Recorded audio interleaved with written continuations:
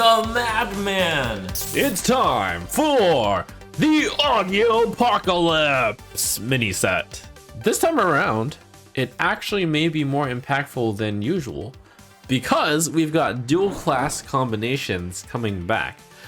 Dual class combinations means that each class can, instead of getting 3 cards during the mini set, effectively get 5 cards, with the theory being that each class will have 2 dual class shared with one class, 2 dual class shared with another class, and then 1 independent class card. So along with new dual class combinations, there's also remix cards. Remix cards are kind of like the unidentified cards of a while ago.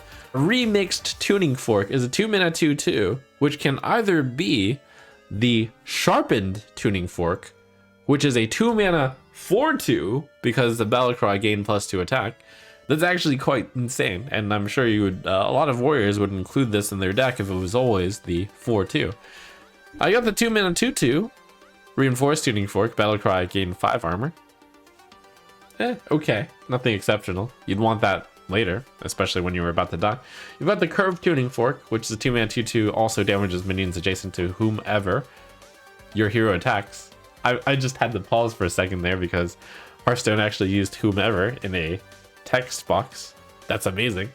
But yeah, cleave on a weapon is pretty good. And then you have backup tuning fork, 2-mana 2/2, battle cry, discover a taunt minion, which is just always a fine choice.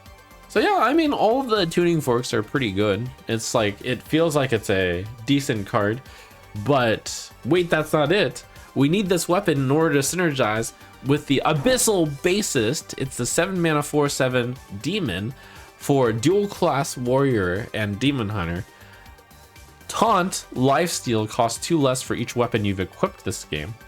So notably with warrior, Remornia will come into play, rush and swing, and then it'll become a weapon and equip, and then you swing with the weapon, and then becomes Remornia the minion, and then you attack with the minion, becomes the weapon. That's already a 4-mana discount Abyssal Bassist.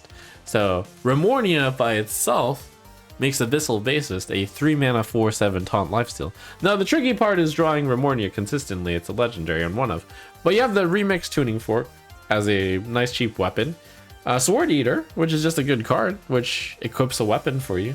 Notably, Abyssal Bassist can be fetched with Last Stand and then have its stats doubled and become a monstrous 8/14.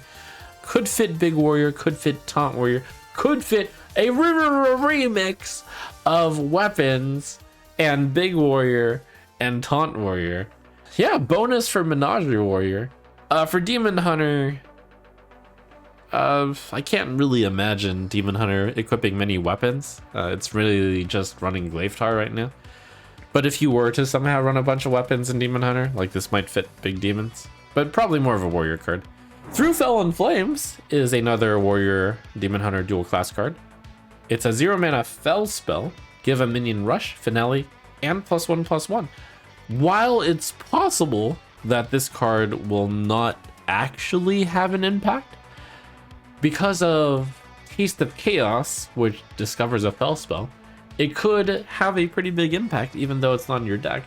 And if you were to have it in your deck, you would probably want to have Taste of Chaos, so that you can discover more copies of Through Fell and Flames. This has an interesting combo to it, where in Demon Hunter, where you play Halveria and you play Lady Steno, you play Through the Fell and Flames on Steno, and then you play a bunch of spells, and then your Halveria gets buffed each time you play a spell, rapidly growing out of control and rapidly attacking, killing everything.